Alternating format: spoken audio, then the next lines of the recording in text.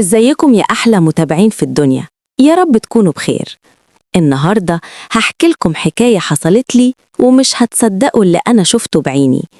كنت فاكرة إني بستضيف حد محتاج، بس في الآخر اكتشفت إن الطيبة ساعات بتدفعنا تمن غالي جدا. اسمعوا حكايتي للآخر، يمكن تتعلموا منها ويمكن تحذروا أكتر من اللي حواليكوا. أنا اسمي نادية، ست أرملة، عندي حوالي 40 سنة. جوزي مات من 10 سنين، وساعتها كان عندي بنتي مي كانت لسه في تانية ابتدائي. من ساعتها وأنا كرست حياتي ليها. اشتغلت في أكتر من شغلانة، منظفة في مدرسة، سكرتيرة في عيادة، لحد ما بقى عندي دخل بسيط نعيش بيه بالستر ورضا. كبرت بنتي وكنت فخورة بيها جدا، لحد ما اتجوزت وراحت تعيش في شقتها في مدينة نصر. أنا فضلت في بيتنا القديم في إمبابة. بعد ما بنتي اتجوزت حسيت بفراغ غريب، بقيت لوحدي ومفيش أصوات ولا ضحك ولا خناقات ولا طلبات. الوحدة كانت بتاكل فيا كل يوم حتة.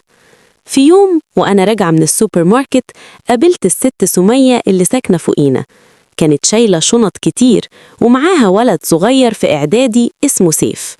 الولد كان شقي قوي، بيضحك وبيهزر بس مهذب. سمية قالت لي إنها داخلة مستشفى تعمل عملية وتغيب أسبوع ومفيش حد يرعى سيف، وسألتني لو أقدر أستضيفه عندي الفترة دي. بصراحة وافقت، قلت ما هو بيتي فاضي والولد صغير وأنا مش مشغولة بحاجة، ليه لأ؟ دخل سيف عندي. أول يومين كان كويس جدا، بيلعب، بياكل، ينام بدري، بيذاكر قدامي. وأنا عشان كنت حاسة إني أم تاني بقيت أعمله الأكل اللي بيحبه، أسأله عن دراسته، أخليه يحكيلي عن صحابه. بس بعدها بدأت أحس بحاجة مش مريحة.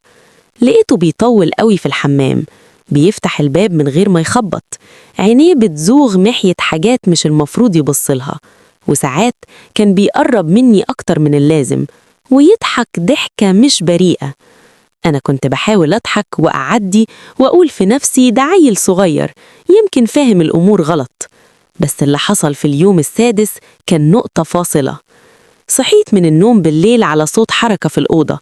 لقيته واقف عند التسريحة ماسك البارفان بتاعي، وشه محمر.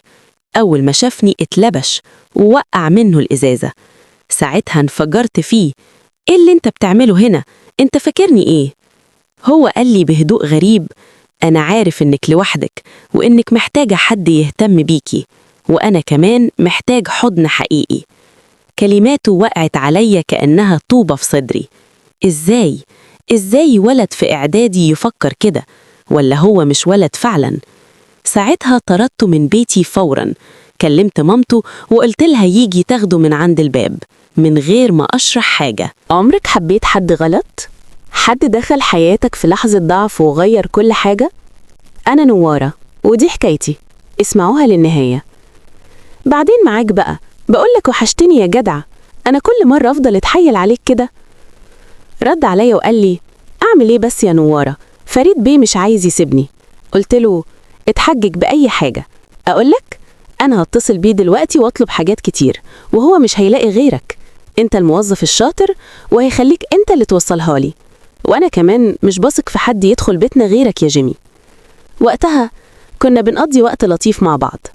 رد عليا جيمي العامل اللي شغال مع جوزي وقال لي وانتي كمان والله وحشتني، مش عارف لما ببعد عنك بحس بإيه. قلت له تعالى بسرعة، أنا مجهزة لك مفاجأة. طبعا انتوا مش فاهمين حاجة، بس دلوقتي هحكي لكم الحكاية من الأول للآخر.